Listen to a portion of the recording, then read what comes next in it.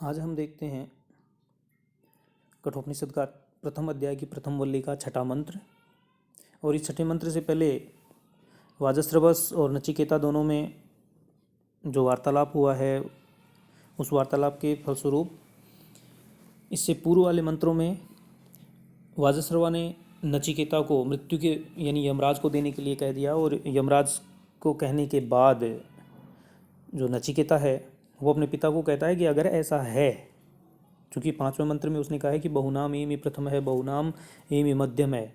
अर्थात आप मुझे यदि मृत्यु को दोगे तो मैं बहुत से पुत्रों में उत्तम श्रेणी का कहलाऊंगा और बहुत से पुत्रों में मध्यम श्रेणी का।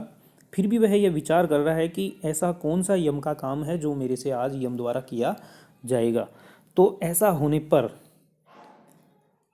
चूँकि वाजस्रवस ने यह बात गंभीरतापूर्वक नहीं कही थी उसको कि मैं तुम्हें मृत्यु को दूंगा, अपितु जब नचिकेता बार बार अपने पिता को पूछते हैं तो वह उन्होंने अनजाने में ये बात कही। तो जब नचिकेता के ऐसा कहने पर जब वाजस्रवा उसे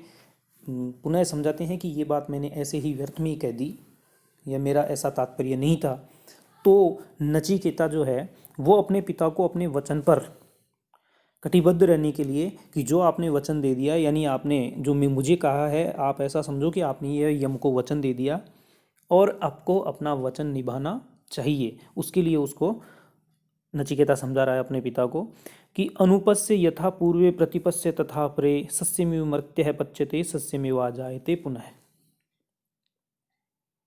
तो यथा पूर्वे अनुपस्य, यथा यानी जिस प्रकार, अर्थात सबसे पहले, यथा पूर्वे, पूर्वे यानी पूर्व वाले, पूर्ववर्ती,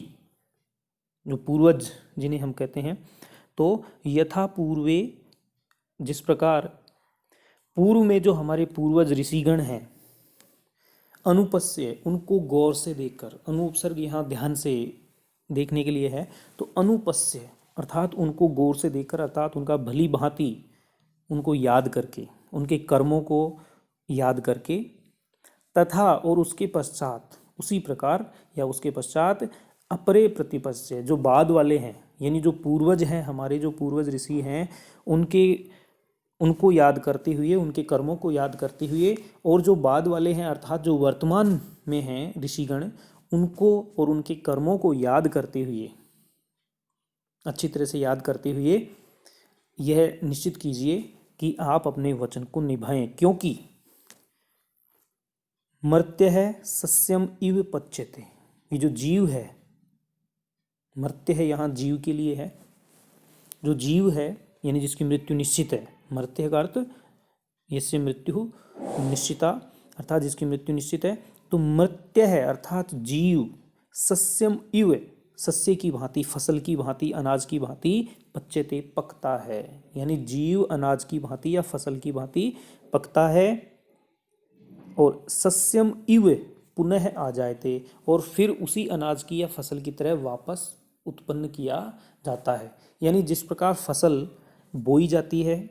और पकने पर उसे काट लिया जाता है और फिर पुनः बोई जाती है, फिर पकने पर काट लिया जाता है, ये जो क्रम है, ये क्रम जिस प्रकार चलता रहता है, उसी प्रकार जीव का क्रम भी चलता रहता है। जब जीव आता है तो वो जीव निश्चित रूप से मृत्यु को प्राप्त होता है। तो इस बात का विचार करते हुए आप अपने वचन को निभाइए, अर्थात आपने मेरे लिए जो कहा है कि मैं तुम्हें यम को दूंगा, तो उस वचन की पूर्ति कीजिए और अपने जो पूर्वज ऋषि हैं और जो वर्तमान ऋषि हैं उनके वचन को सिद्ध कीजिए, सार्थक कीजिए।